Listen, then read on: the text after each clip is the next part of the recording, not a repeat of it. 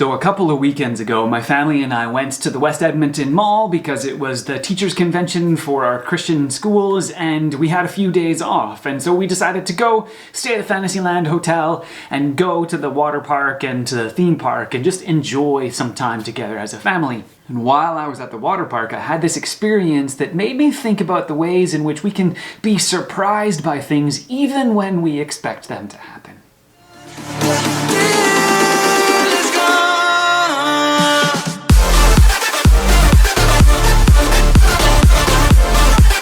These kinds of emotional responses happen to us unbidden, even though we might expect things to happen. We might be surprised and excited at the fact that the Flames are on a winning streak right now, even though, of course, we expect that the Flames are going to be on a winning streak because that's the team that we think is the best. Or maybe at least that's the team that I think is the best. There are other things that we experience all the time where it surprises us even though we expect it to happen. And those can be good things and those can be bad things.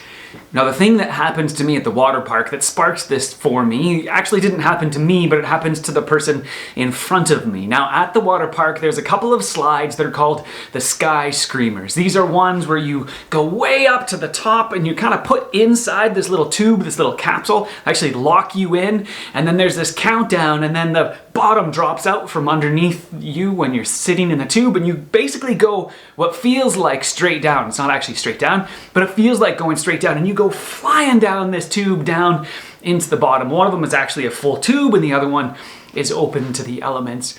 It's such an exhilarating ride, and I did it quite a few times, sort of my family, most of my family anyway. I won't tell you who didn't go.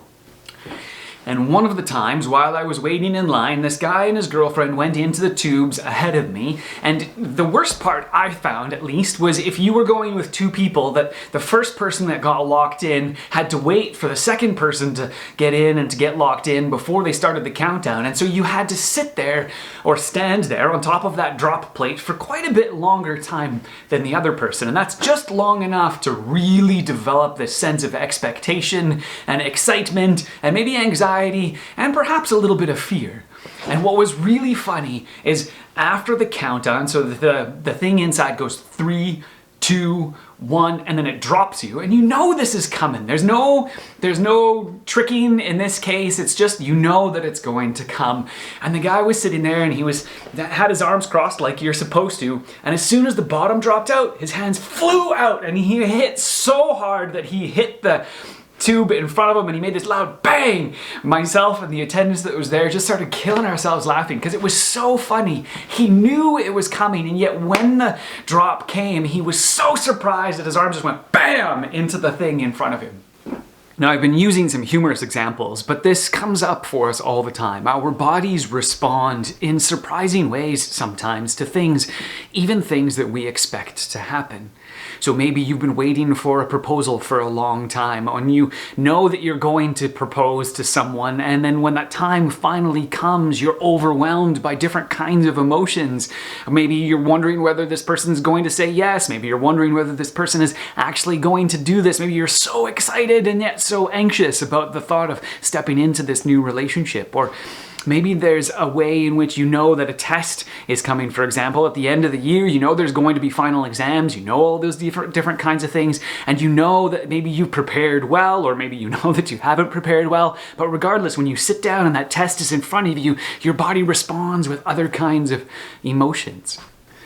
Or maybe you lose a loved one after a long battle with cancer, that you knew this person was going to pass away, and yet when it finally does happen, it just hits you in a way that you hadn't expected.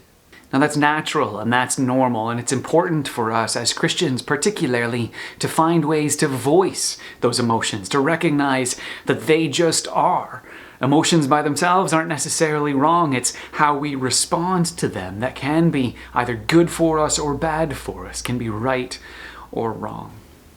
So what are some of the ways that you have been surprised by your emotions after experiencing something that you have expected to happen? And what are some of the ways that you dealt with those emotions? Whether they be good things that happened or not so good things that happened. It'd be good for us to share some of those things together and to recognize the emotions that come even in the time of expected surprises. As usual, if this is useful for you, I'd encourage you to like this video, to subscribe to our channel, and maybe pass it around to somebody else who's been experiencing something surprising in their life or something expected and they had unexpected responses to it.